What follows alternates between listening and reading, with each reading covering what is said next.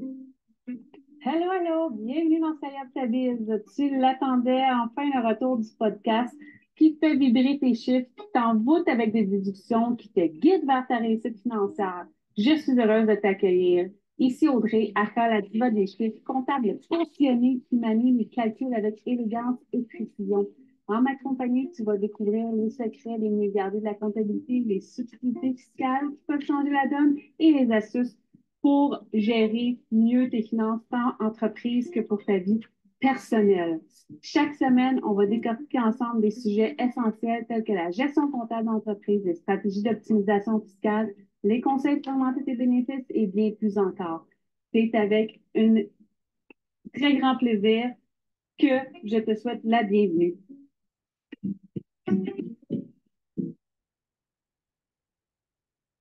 Hello, hello, j'espère que ça va bien.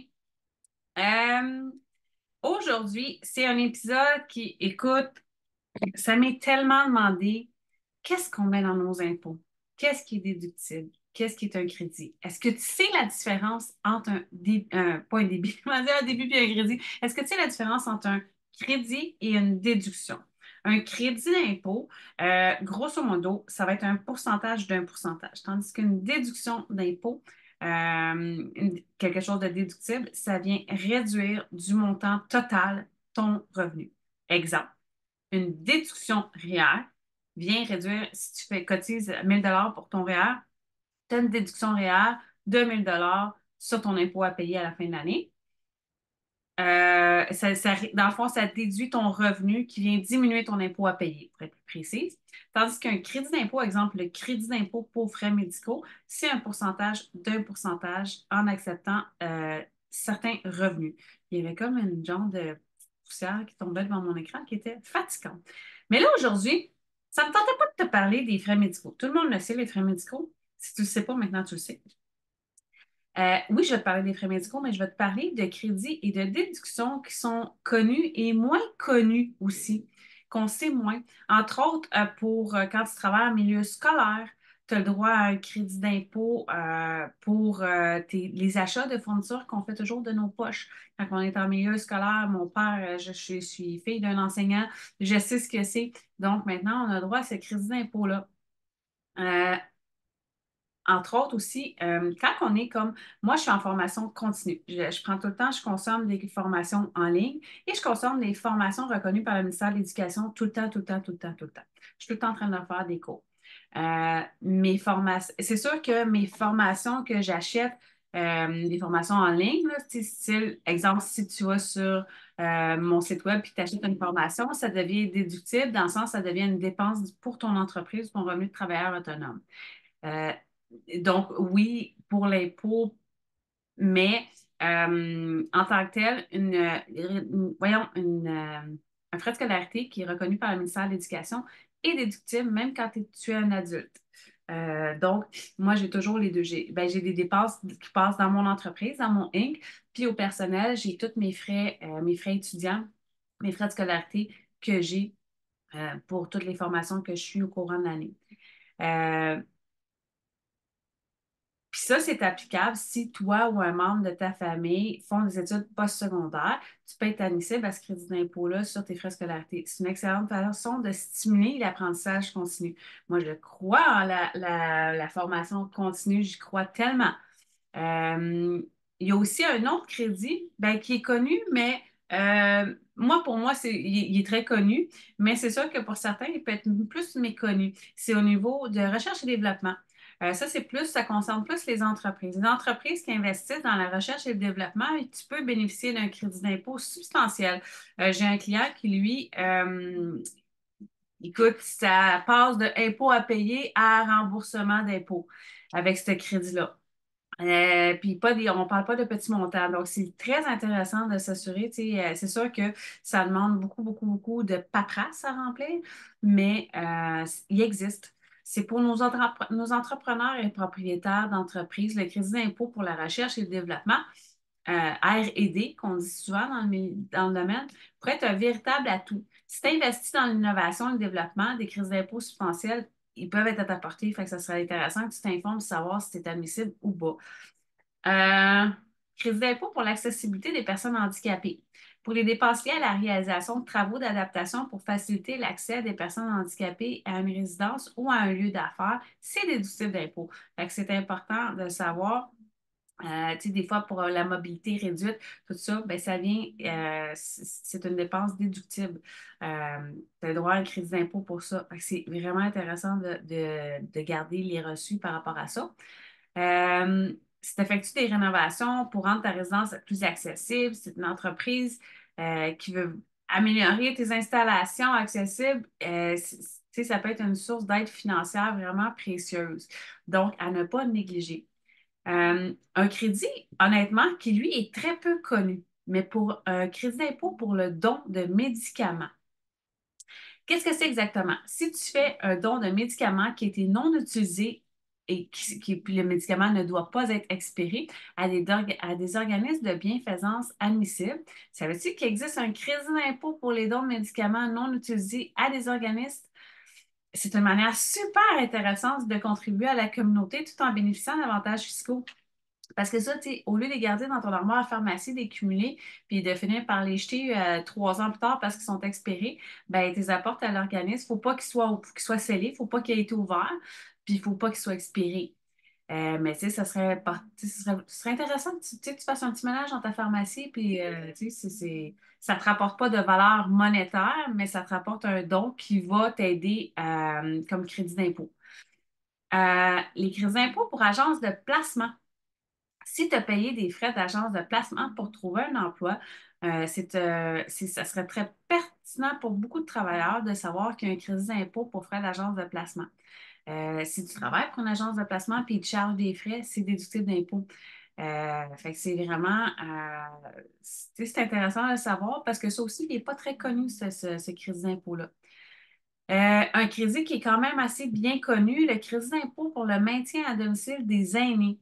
Pour les personnes âgées qui font des rénovations ben, tu sais, c'est par exemple, là, tu sais, on veut maintenir la personne à la maison le plus longtemps possible, on fait des rénovations, ben, c'est crédit, c'est un crédit. Qu'est-ce que c'est un crédit? C'est ça vient créditer ton impôt à payer, ça vient pas déduire ton revenu. Une déduction vient réduire ton revenu, tandis qu'un crédit vient diminuer ton impôt à payer.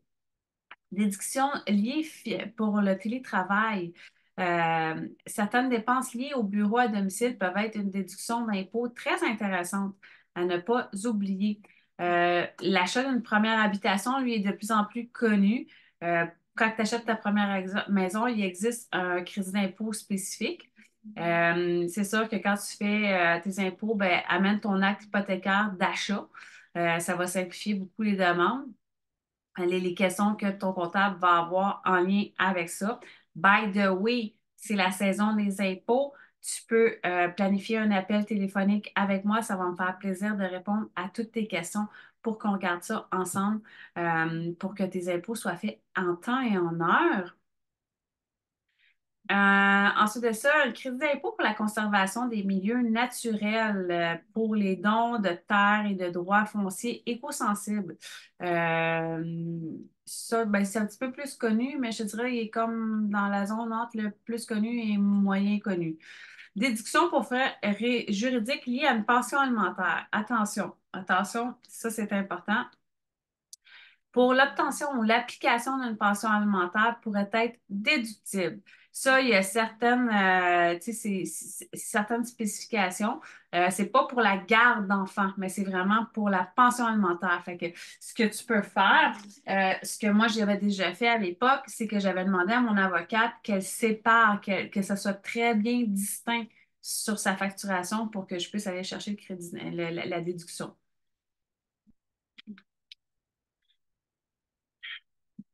C'est toujours important, tout ce que je t'ai dit, de vérifier la législation fiscale actuelle et de consulter un professionnel pour t'assurer que les crédits et déductions sont applicables à ta situation particulière. Puis ça peut arriver qu'ils sont applicables en ce moment, mais que l'année prochaine, ils ne le soient plus. Fait que c'est toujours important de t'informer et de pas, tu sais, le podcast, c'est un objectif, c'est informatif, c'est au moment précis où il est enregistré, c'est ce qui est disponible. Ça se peut que ça soit plus disponible, mais quand il va être publié, là, fait qu'il faut toujours vérifier. Euh, il y a aussi là, ce que je veux te parler, c'est des crédits et des impôts exclusifs aux résidents du Québec pour 2023. Si tu restes au Québec en 2023, écoute cette partie-là.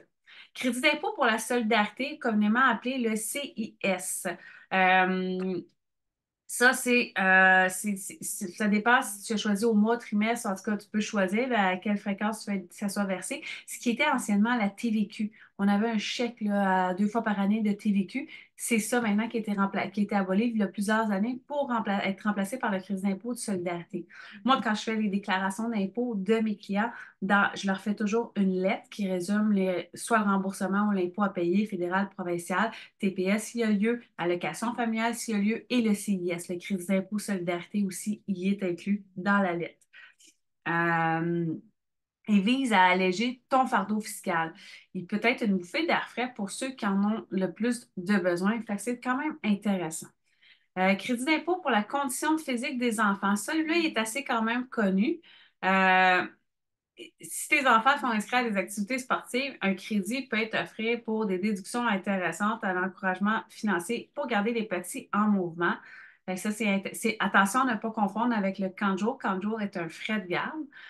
Tandis que là, si on parle d'activité, exemple, parascolaire, si l'inscrit au parascolaire de hockey cosum, soccer l'été ou baseball l'été, des affaires de même, c'est admissible pour crédit d'impôt pour la condition physique des enfants. Ensuite de ça, on en a parlé un peu dans l'autre, crédit d'impôt pour le maintien à domicile des aînés. Si tu prends soin d'un proche aîné à la maison, un crédit, une récompense à cet engagement offrant des avantages fiscaux peut être admissible. C'est toujours intéressant, tu sais, ou en étant aussi aidant naturel, c'est toujours intéressant.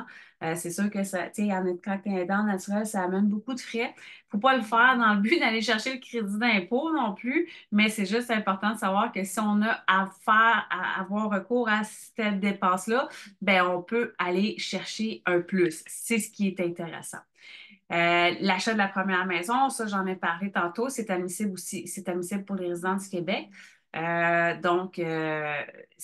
peut t'aider à diminuer le coût associé à l'achat de la propriété une première fois. Peut-être que ça peut payer ton notaire. Ou du moins une partie, ce qui est intéressant. Crédit d'impôt pour la production d'œuvres multimédia. On va terminer avec celui-là. Le crédit d'impôt pour la production d'œuvres multimédia, c'est actif dans le secteur des arts et de la culture. Ce crédit pourrait stimuler tes projets créatifs.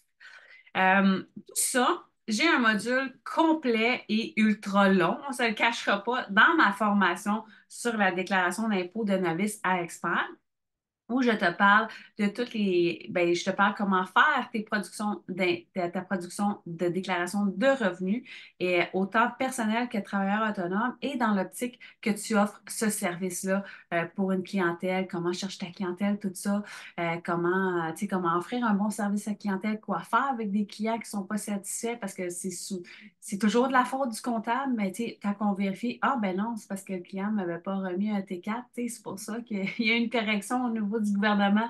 Fait que, comment gérer toutes ces problématiques-là, on le voit dans cette formation-là. Mais même si tu ne veux pas offrir le service pour les faire toi-même, pour économiser en bout de ligne, c'est quand même intéressant et la formation, elle est très abordable. Je vais te mettre le lien en dessous pour que tu puisses aller voir la formation et en même temps le lien pour que tu puisses planifier un appel téléphonique si tu n'as pas envie de gérer tes impôts, si tu as envie de déléguer ça, bien parfait, je suis là pour toi.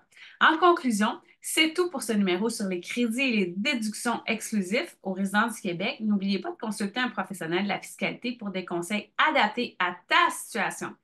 Si cet épisode a éclairé certaines connaissances fiscales, partagez-le avec vos amis. Merci de nous rejoindre dans ma communauté sur Facebook, que je vais aussi te mettre le lien en bas, mon groupe Facebook, où on va explorer beaucoup les méandres de la fiscalité en long et en large pour toi. J'ai une belle communauté active qui participe. C'est vraiment le fun. Puis moi, j'aime ça aller chercher des choses que c'est pas qu'on n'entend pas parler ailleurs.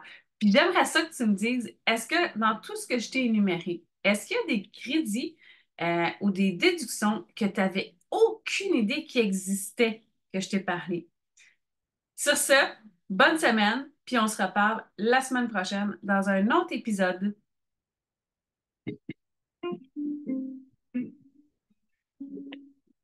Voilà, chers auditeurs, toujours un plaisir d'avoir partagé ce moment avec toi et j'espère te retrouver la semaine prochaine dans un autre épisode de podcast.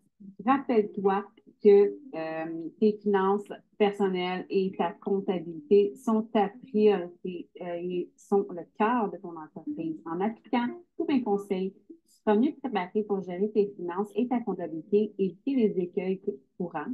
Et merci de m'avoir rejoint. On se retrouve bientôt pour encore plus de conseils financiers et comptables.